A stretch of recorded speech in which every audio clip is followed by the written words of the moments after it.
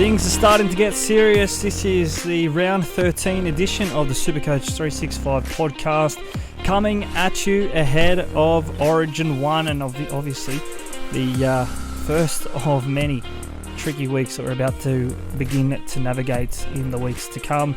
Ryan Selvage here with you tonight. No Tommy Hudson.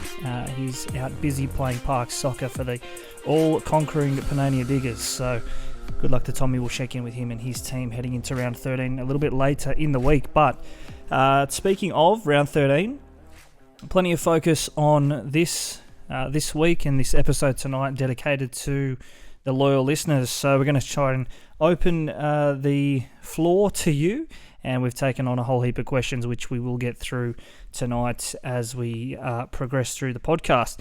Now, obviously no episode last week, and Tommy was playing last week as well, so we will be resuming normal transmission in the weeks to come.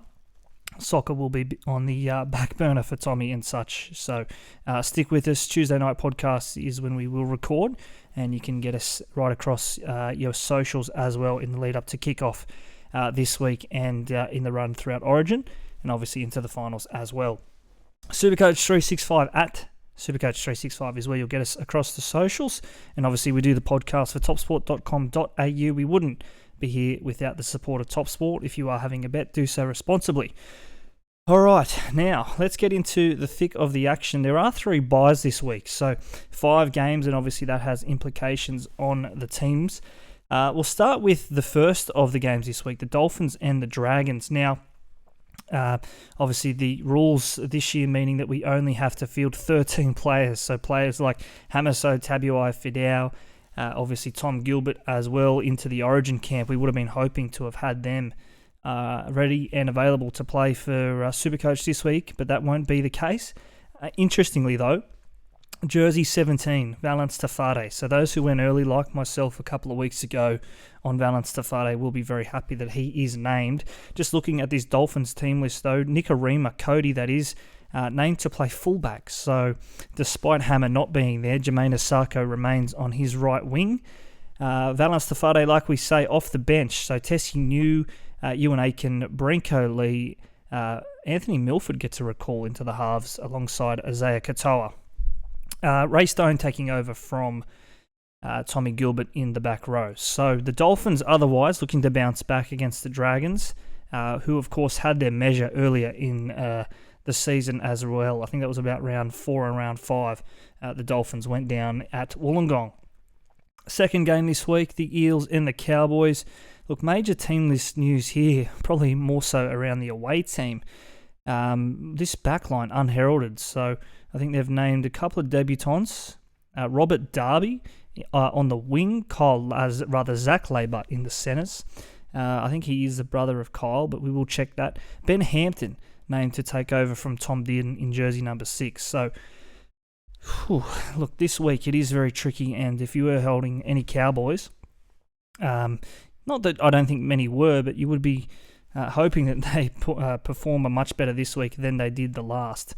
Obviously, that big loss to the Cowboys last week. Scotty Drinkwater, though, one of the more relevant players for the Cowboys, performed nicely last week. 95 in a very badly beaten team. For the Eels, a lot of news this afternoon around the signing of Joe Offahengawi. That is complete. He may become an option in the weeks to come. I think his break-even's around the 40s or 50s. He's lost a whole heap of cash, so you get him there. Front row forward, second row forward, dual position eligible player, about 400k. So maybe someone that once we see his minutes this week and we can get a bit of assurance about what his role is there at Parramatta, we may start to look in that direction. Otherwise, this back line looks much the same as the one that took care of the Rabbitohs last week. In the back row, some movement here. Matt Dury, if you're still holding him, I'd say he would have been a casualty of many upgrades in probably the past month. But Matt Dury, he comes back into this team. A whole heap of injuries in the back row for the Parramatta Eels means Bryce Cartwright also gets a start. Wiramu Greg, he just continues to surprise, and I guess his role's short up even more so by these injuries around the Parramatta forwards. That is on Friday night, that game, CommBank Stadium, the venue there. Obviously, forgot to say, but Thursday night footy, we get underway with the Dolphins and Dragons just the one game on each of Thursday and Friday. That leads us into 2 games on Saturday. The Warriors at home, McLean Park. Now, I have to confirm where this actually is. It says it's in Brisbane. We'll double check that. McLean Park, Warriors versus the Broncos. Broncos, they've lost a whole heap of players here to State of Origin, not least Reece Walsh, Paddy Carrigan as well. The Warriors are looking much more settled, and they should be taking it up to the Broncos here. Luke Metcalf named to debut in jersey number 6 for the Warriors, so that is some good signs to see him back, and a talent, a real prospect he is. So he may even get a chance to lock down that 6 jersey with a couple of good performances this weekend. Warriors fresh off the bye, so look towards the likes of Fanua Blake, Tohu Harris up front as well. They've been in stellar form, so they'll look to continue that here against the depleted Broncos pack, which of course is also without Tom Flegler to go with Paddy Carrigan and Payne Haas, who is on New South Wales Origin duty as well. To make his Broncos debut, that is Tristan Saylor, a former Dragons New South Wales Cup player. May have even played a game in the NRL for the Dragons, or a couple of games at least.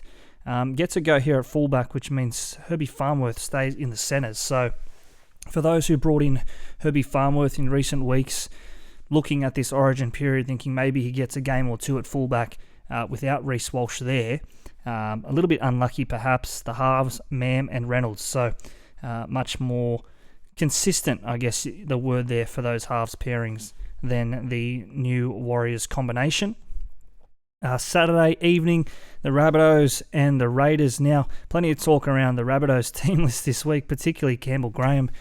He's been withdrawn, or rather relegated from the Blues, 18th man, by the Blues. The Rabbitohs were very, I guess the word fervent, strong in their press release and the way it was worded. They came out and made a point to say that it was definitely the Blues' decision to let Campbell Graham go. So he returns to the club fold here, and he lines up in a backline that looks like this, with Blake Taff at fullback in the absence of Latrell Mitchell. Alex Johnston, Tane Milne, the regular wingers there. Tass and Graham the centres. Cody Walker, Lockie Ilias the halves. So again, besides Latrell Mitchell there, no other Origin casualties in the backline. And they would have been expecting some up front as well. Obviously talking about Damien Cook. He's still there in jersey number 9 for the Rabbits. So maybe Cookie a little bit unlucky not to be in the Origin fold. Plenty of questions around Damien Cook tonight. We've consolidated our main thoughts there, so stick around for those very, very soon. Joe Arrow obviously on Origin duty here as well for the Rabbits. So South's Outsiders, topsport.com.au. Well, they were earlier today. They're now into favourites. So I think, punters starting to catch on here that South's team list isn't as depleted, isn't as bad as what it would have been if the likes of Graham and Cook were on Origin duties. For the Raiders, though, again, probably flashback 6 weeks ago, they would have been expecting Jack Whiten to not be in this team. You could say the same about Josh Papali'i up front. So a couple of names here to keep your eye on. This Raiders team list, it looks pretty solid. Corey Harawira-Naera comes into the back row in the place of Hudson Young, who will make his Origin debut. Can't say the same about Corey Horsburgh, a popular SuperCoach option again in the last month, who continues to make his way here for the Raiders in round 13, and Joey Tarpanay, SuperCoach favourite, will lock the scrum. Sunday afternoon footy. I'm just going to have a sip of water here. Bear with me. Sunday afternoon footy, just one game to round us out. This one from McDonald Jones Stadium in Newcastle. The Knights hosting Manly. Manly obviously without Tommy Turbo, Daly Cherry Evans. Anyone else there? Not that I can think of immediately. But Newcastle bolstered by having Kalen Ponga there. Potentially bolstered. Shock omission, maybe not from the Origin fold. Marju and Young, the wingers. I will say a shock was Dane Gagai. Heart and soul of the Queensland Origin campaigns for at least the last probably 5 or 6 years. Again, named to play for Newcastle here, so a good game, Gagai. You can expect that from him this weekend. Lachie Miller. Now, he's the casualty of all of this, I think, of Ponga not playing Origin. He's been dumped to the bench in jersey number 14. I brought him in a couple of weeks ago, so I'm just as disappointed, if not more disappointed, than a lot of other super coaches. Tyson Gamble in the halves, so Ponga making the switch to fullback. I don't know if he's gone to Adam O'Brien. Maybe he said, play me at fullback because he wants to get back in the Queensland Origin fold. The only way he's going to do that is by playing fullback. Plenty of questions about Kalen Ponga, Reece Walsh again tonight, so stick around for that. We'll get to those very, very soon. Manly, like we say, without Tommy Turbo, without Daly Cherry Evans, otherwise the back row, I think Ben Trbojevic injured as well, Jake Trbojevic injured as well, so a couple of injury concerns in the Trbojevic family. The one that you'd probably expect, Tommy Turbo, he had the game of his life last week, 165 SuperCoach points, which this season have been very hard to come by for Tommy Turbo. So on that edge for Manly, Samuela Fainu, he gets the start in the jersey vacated by Ben Trbojevic, who went down pretty early last week. So if you were to bring in Ben last week, commiserations to you. Now that's the 5 games. We won't spend too much time on the games tonight, rather get to your questions and analyse your moves, my moves, our moves heading into round 13. Let's do that now. Okay, first question here. Now I've sort of broken these into different topics, some more around Origin-specific players or players named in the Origin team or potentially who could be in the Origin setup for games 2 and 3. Pods and general trade advice, and then some captaincy options. We'll get to those at the back end of these questions. First one, though, to kick us off, Dan Sharpie asks, is Damien Cook someone we should be looking at? He's going to be hungry after not getting picked for the New South Wales Origin team. Certainly an option in the weeks to come. Yeah, look, Dan, I hadn't considered Damien Cook in any of my planning, be it even up until this week. I hadn't considered him. I've been running Harry Grant and Reece Robson. But when I went and sat down to try and answer this question, I will say, I will reveal my round 13 team at the end of this. Damien Cook is not in it, but I could be convinced after going off some of these numbers. So obviously we'll line up this week in round 13. The Rabbitohs play round 14, which I think if you aren't considering round 14 as much as you are round 13, a lot of the other podcasters are saying this as well, it could be even more troublesome next week because a lot of these names that we are getting in or players from teams that are playing this week, I think Parramatta, think Manly, think Newcastle, they won't be playing next week. So someone that you can get a good run at, be it rounds 13, 14, 15, 16 beyond, Damien Cook is one of those players. He does play round 13, does play 14 and 15. Now the Rabbitohs have the bye in 16, but much like I'm saying there, round 17 the Rabbitohs do play. So the week after Origin 2, the Rabbitohs do play. They also play the round 19 bye. So already there's probably 4 or 5 ticks for Damien Cook. He has a manageable break-even of 53, and as we record tonight, he's already been traded in more than 10,000 times. So the coaches are flocking to Damien Cook this week. He is the most popular trade of the week to this point. His next 3 weeks, if we just look at this here now, he has the Raiders, the Titans, and the Dragons. Now, some career numbers for each of those teams. He's 7 times played the Raiders for an average of 60, 6 times the Titans for an average of 61, and 10 times the Dragons for an average of 74.3. So you could make a case that it's a no-brainer. You're probably going to get 65 points per game out of Damien Cook for the next 3 weeks at least. The impact of not having Latrell Mitchell there, does that bring all of Souths back? Is Latrell that sort of influential player that, the rising tide lifts all boats? I think he is. So I don't think we can expect huge scores out of Damien Cook, although I'd love to be proven wrong for your sake, Dan. Round 16, they have the Tigers away.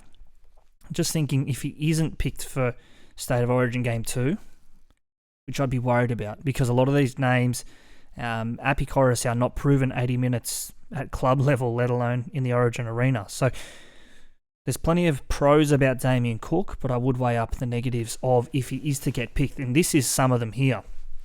So he didn't play after Origin 2 last year. That was after round 16, so heading into round 17, he did not play. But that obviously was his second Origin of the series. So if you want to make the case, will he back up after his first Origin? Will they manage the body? He did play round 14 of 2022. So again, read into that what you want to. Round 16, Tigers away. Round 17, Manly at home.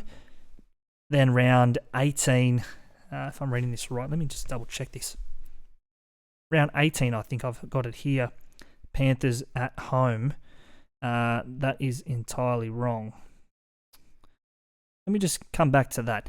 But overall, is Damien Cook a trade-in target for me this week? As I sort of said, I wasn't considering him.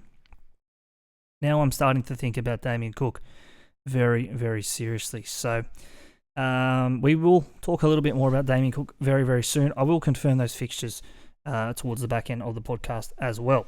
Now, the next one here from Bobo82K is Walsh a sell. Reece Walsh a sell. I sold him a couple of weeks ago thinking he was going to be in the Origin setup. I think he reached a peak price of around 700k, potentially 720 thereabouts. So I was happy to cash that in and go to someone else. Is he a sell? Well, he's certainly not playing round 13. The Broncos have a quick backup in round 14. It's his first Origin. So potentially more likely to rest next week. Barring an absolute horror show in Origin, I don't think he'll be there for round 16. And that worst case, even if Ponga comes out and has a great next couple of weeks, if Walsh plays somewhat anywhere near his best, he's probably going to be in the squad. They'll probably carry him 18th man. They've got Tommy Dearden in their 18th man now, but like I say, if Ponga can prove his form and fitness over the next 2 or 3 weeks, maybe he comes into the fold as fullback, Walsh 18th man, or Ponga the versatility of playing 1 and 6, he could take over from Dearden there at number 18. So I'm looking at this. I don't think he plays 14. I don't think Walsh plays 16. So you look at that, you break that down. Their games over the next month. The Warriors this week, obviously he's not going to be a part of that. Excuse me. The Sharks off a quick backup in round 14. I don't think he plays that week. The only game that I think he's guaranteed to play, barring any injury, would be round 15 against Newcastle. Then round 16, the Broncos have the bye anyway, regardless of if he's in the game 2 setup. So there you go. One game in the next month for Reece Walsh. I think there's enough reasons there to sell. Now, Reece Walsh sort of goes hand in hand, like I say, with Kalen Ponga. I think the Ponga-Walsh situation is something that we're going to be speaking about a lot in the next 2 to 3 weeks.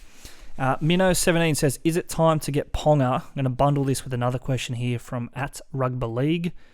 He says, is it worth keeping Lockie Miller this week? Miller, as we say at the top of the podcast, relegated to the bench. Rugby League continues to ask here, Ponga is useless at 6 and has screwed over Miller by moving back to fullback. Look, a couple of points there. Is it time to get Ponga? I think you have to look at the big picture at all of this. I think if you look at the way that Billy Slater came out and spoke about Reece Walsh yesterday, and particularly about Kalen Ponga and his decision to leave him out of the team, I think it's going to be very hard, particularly if Queensland win game 1. It's going to be very hard to change that winning team. So, look, like I say, Ponga, he can come into this Queensland squad as an 18th man. That could be potentially worst case if you're thinking about buying Ponga this week. You'll miss him definitely round 16 if he is in the top 18.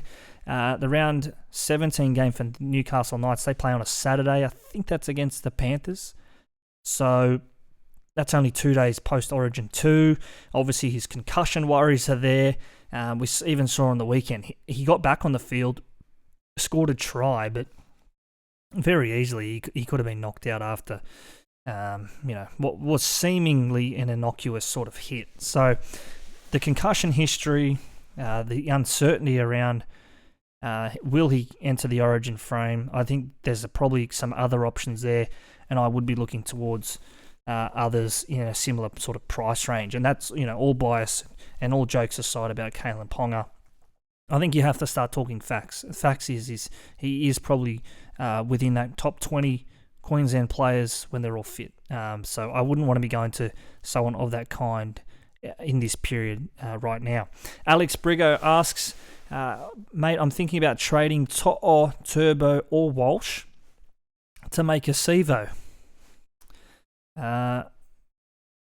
Is make a Sevo the guy? Like, I'm just thinking about this again, looking at that bigger picture. So I wouldn't be trading Tom Trbojevic. He's coming off that 165.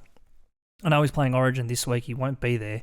But you probably want to keep that 165 in your squad in the rolling averages. Brian To'o has been solid without being amazing this year.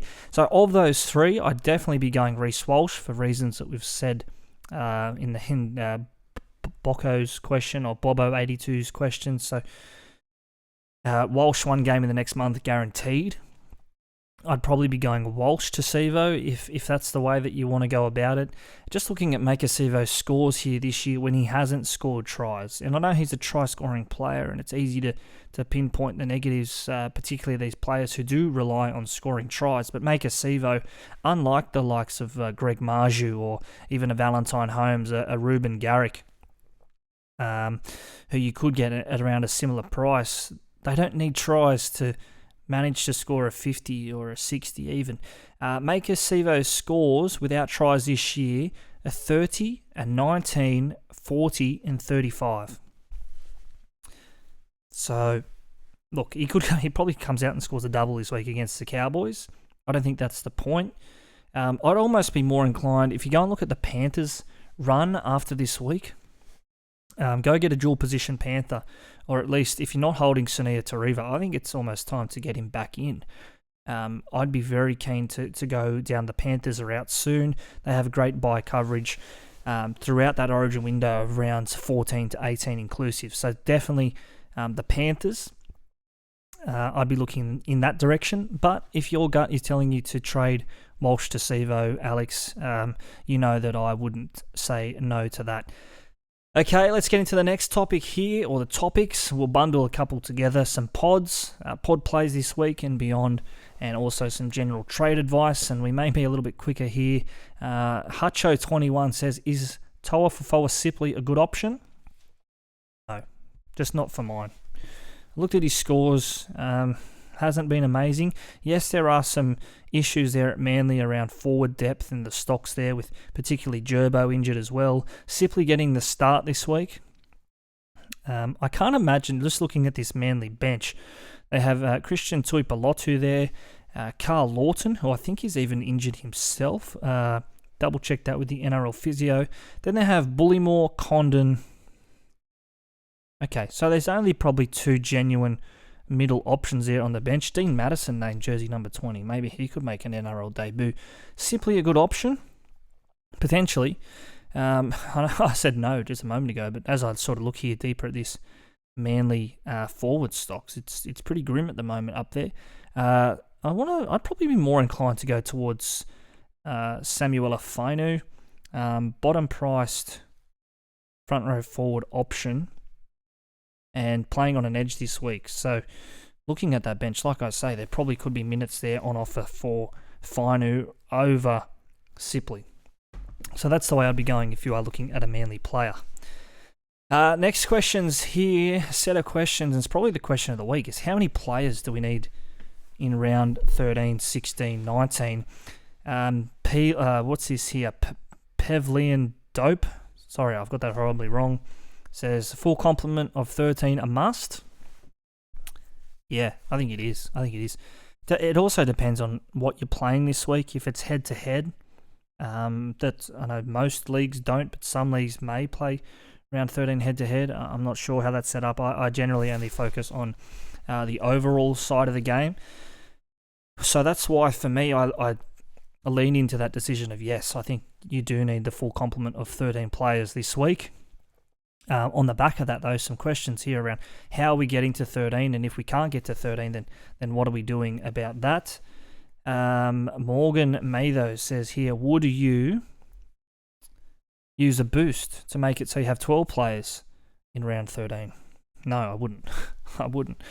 So I'm looking at that now, and I'm taking that there's 9 players currently at your disposal.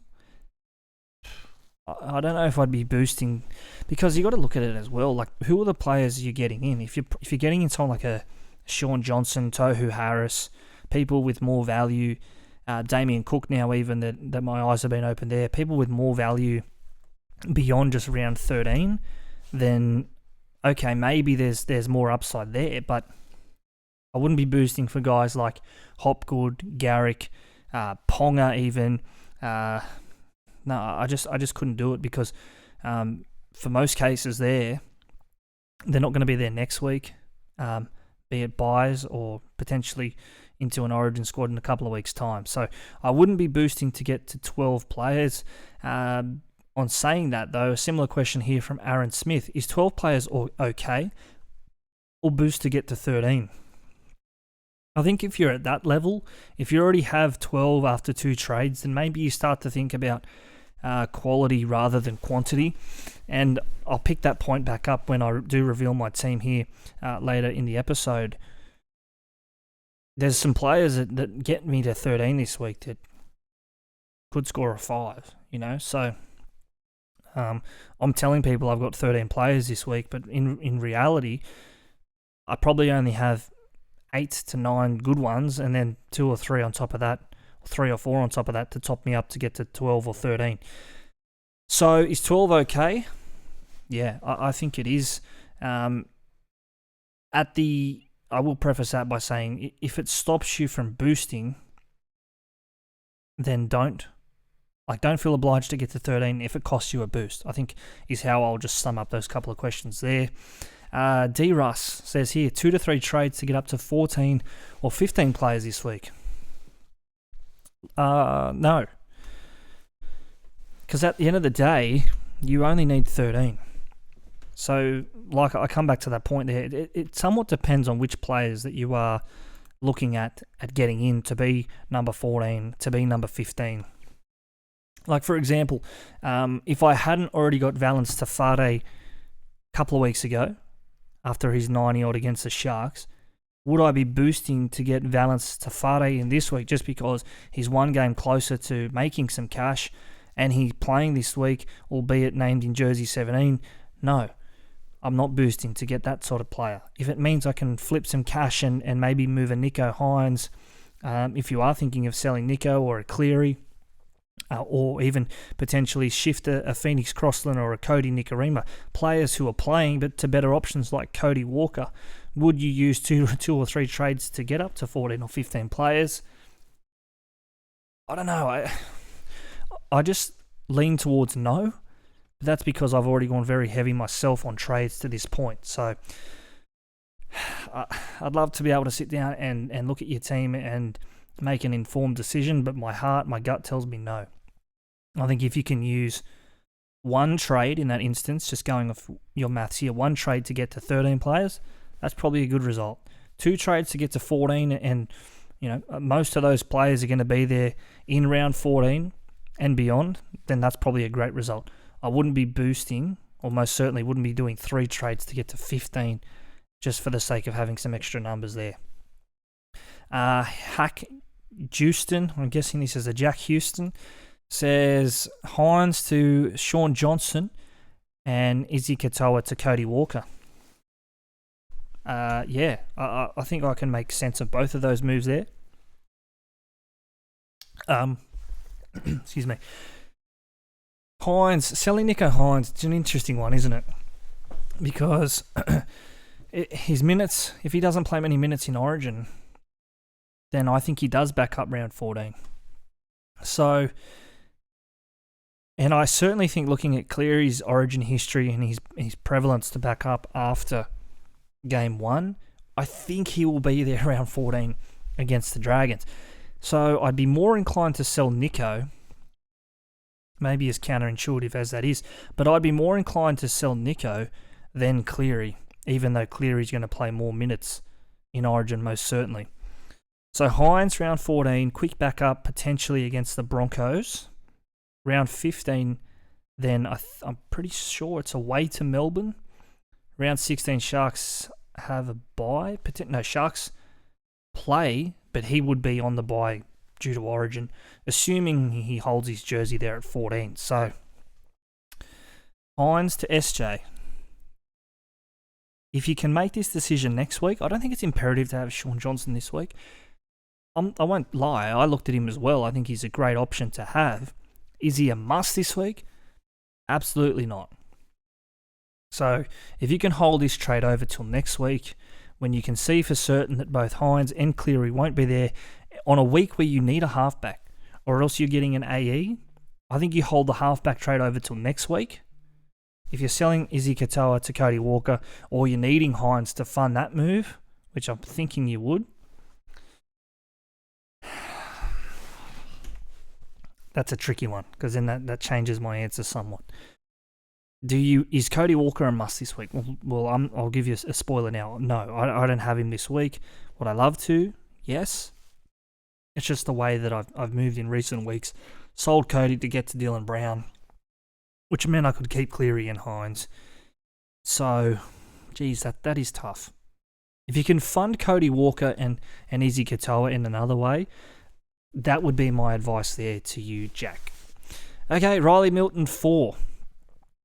Preston to Hopgood or Marnie to JMK. I'd be certainly leaning towards the Marnie out move to JMK, just because the Dolphins obviously had a bye in the last couple of weeks. I think they may have... They play round 19. Just bear with me, I'm going to check this. But of those two trades there, Preston to Hopgood or Marnie to JMK, I'd be more inclined to move Marnie on. I don't know what Marnie's scores have been. I haven't kept a close watch on Marnie to this point of the season, because I have held Grant and Robson. So, but I think I saw last week he had a pretty rough score of sub 20 potentially. Dolphins have a bye round 16, so consider that. Who is your hooker round 16? But because Marnie does play round 16.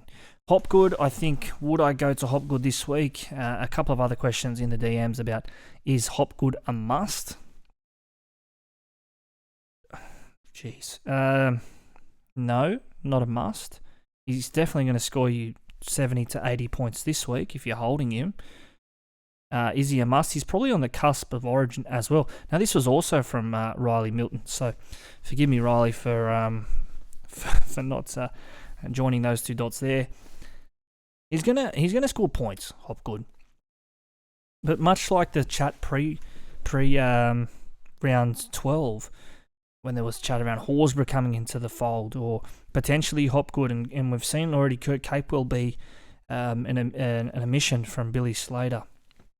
So he's shown that he's not scared to make changes, Billy. Hopgood, Horsburgh, these two could come into the Origin fold. Eels on the bye next week as well. I would not be going to Hopgood this week. But again, I could be selfish in saying that because I've already got him. I don't think he'll burn you this week. I don't think he's a three-figure sort of player this week, Jermaine Hopgood.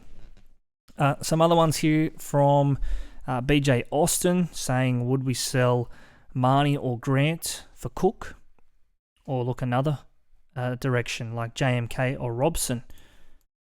Like we sort of said at the top here, Cook a very popular trade-in target this week. I'd probably be selling Grant. I know it hurts me to say it, but he just hasn't been performing anywhere near his SuperCoach best in recent weeks. Marnie,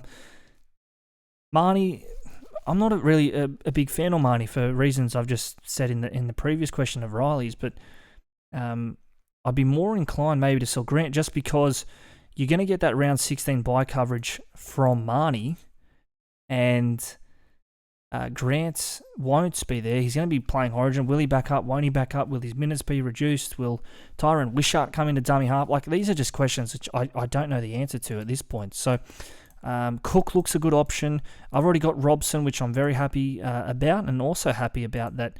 And potentially because the Cowboys are playing this week. But Blake Brayley has been called into the Origin squad as backup to Api Coruscant, or just as those sort of extended squad members over Robson. So I don't know if that's the pecking order, if it goes Appy, Cook, Brayley, or if it's Appy, Cook, Robson in the Freddie hierarchy there. But Robson looks to be a great option there round 15 aside. They had to buy the Cowboys. So make up your mind there. Austin Brand says, sell Hosking or Preston coming into these bye rounds.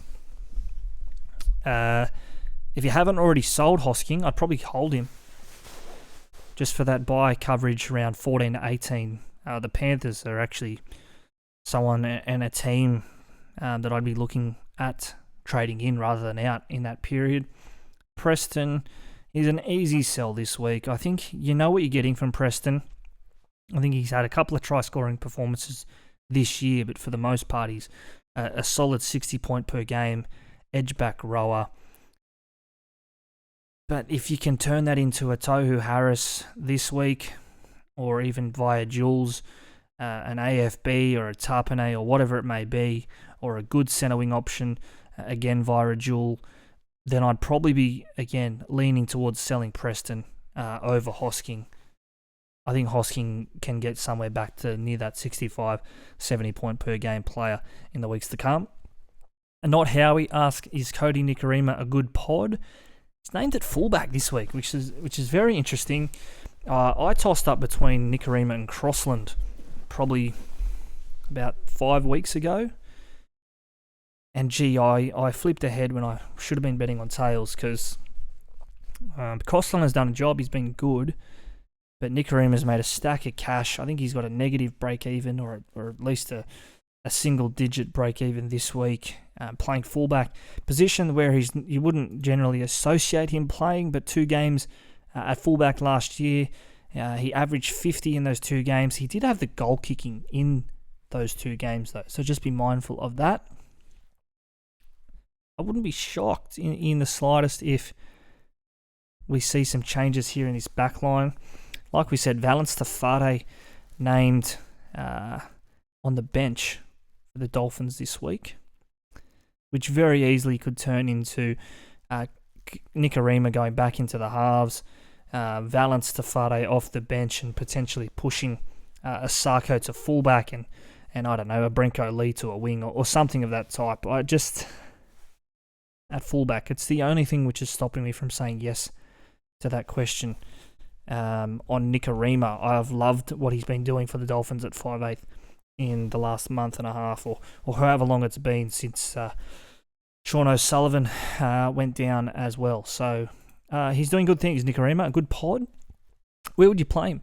Probably be more inclined to play him at hooker than 5'8", just because I think there's good buy coverage and better options there at 5'8" around both Cody Walker and Dylan Brown. If you can get to both of those two, I'd rather that at 5'8" than Nikorima.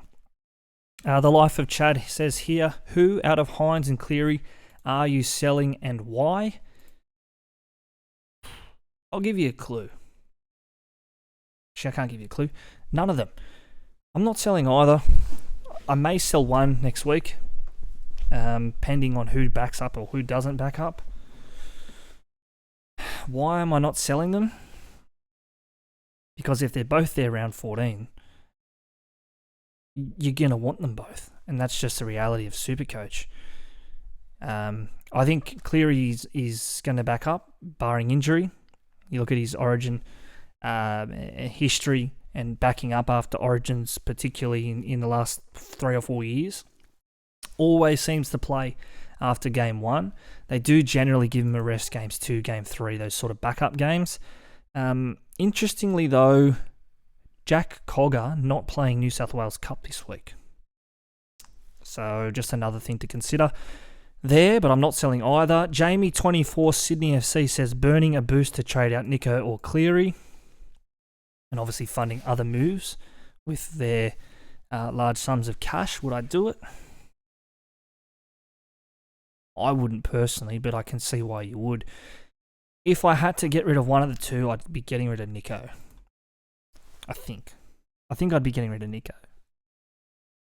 Yeah, I probably would. Okay. Mattis Chanky says, is Dom Young going to fire this week? I had a think about this, and I didn't put too much statistical thought behind it. But my gut feel said, yeah, probably, because I don't own him. I've got Marju and Miller, and I don't have Ponga, but it's probably Ponga and Young who go huge this week, and Miller and Marju who flop. Just, I don't know, glass half full sort of stuff from me there. But Dom Young, don't think he scored last week. Probably due for a couple of tries anyway. Dom Young. Okay, so that is, covering off on that, that is the trade advice or pod-specific questions, and obviously that all leads into this, be it the captains, couple of captains questions here. Captaincy pick from Corey Grief, as well as Dean Field says, with Nico Hines out, who are the best captain options, Garrick or Cody Walker?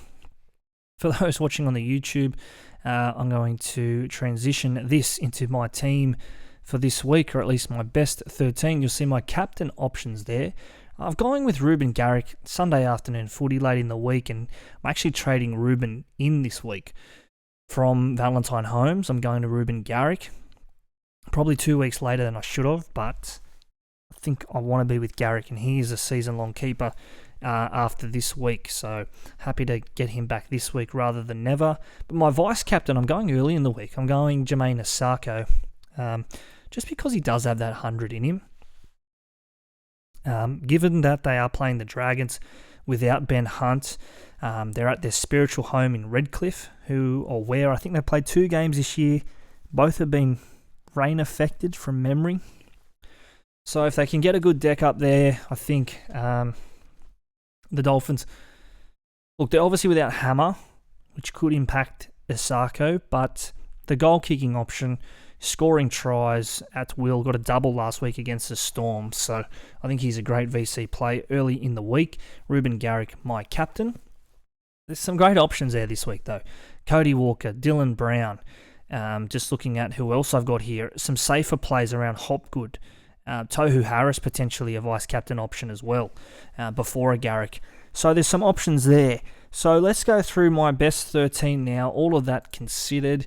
Again, I've only got the 13 players this week, and like I sort of said, if you only have 12, think about the quality of those 12 rather than the quantity, and others just making up numbers to get you to 13.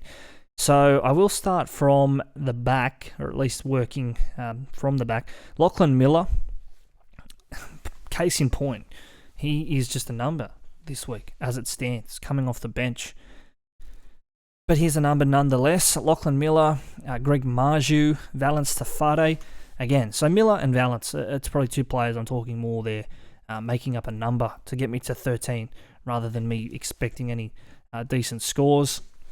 Ruben Garrick, Jermaine Asako, Dylan Brown, Reece Robson, Tohu Harris, Jermaine Hopgood, Josh Schuster, Joey Tarpanay, Phoenix Crossland, and Connolly Lemu Elu. So I think I've used 2 trades to get to that point.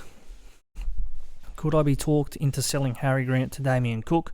Probably I could. The more I think about it, the more I think that's a good move. But as it is out on your screens at the moment, that leaves me with 21 trades and 1 trade boost remaining, and a remaining salary of just 7,600. So I am playing it quite tight rather.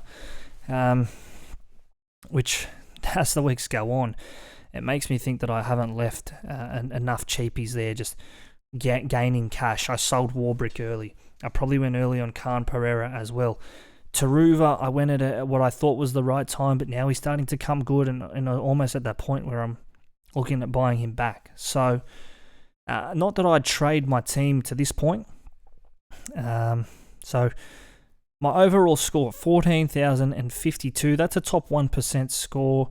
Score last week only of 1165, so that was a top 38%. So, sort of middle of the road type stuff there. Average score of 1171. So, look, pretty happy with where I am at this point. Last week aside, I think I dropped 1,000 ranks last week. I was top 600 at one point, but not to dwell too much on that. I think 13 players this week, potentially 14 if I am to sell Grant to Damien Cook. So my non-playing players here: Hamiso Tabuai-Fidow, Billy Smith, Joey Manu, Ronaldo Mulatalo, Nathan Cleary, Nico Hines. As I read this, it's a little bit small. We'll keep going though. Who have I got there? Braden Williami, Franklin Pele, Davey Moali. There's one more there I'm missing. Anyway, you get the idea. Harry Grant also non-playing reserve at this point. So yeah, that's sort of where I am heading into round 13. Whew, big episode, 45 minutes, just one out here tonight. Like we say, we will get back into some normal transmission next week. That'll be Origin Eve, so we will sneak a podcast in before Origin, probably talking a bit of Origin, but then also wrapping up round 13 just gone. Big thank you to everyone who sent in a question tonight, and as you always do, we're only as good as our listeners, so big thanks to everyone, and hopefully over the last 47 minutes or so we've been able to impart some advice. I don't know about wisdom, but certainly some advice, and maybe some trigger, some thought points heading into round 13. SuperCoach365, the podcast. Subscribe, thumbs up, follow wherever you get your podcasts, as well as right across the socials at SuperCoach365. We will post our final teams heading into round 13 on our Instagram 1 hour before lockout on Thursday night. So that's where you'll get us. Good luck with your team this week. Chat to you next week.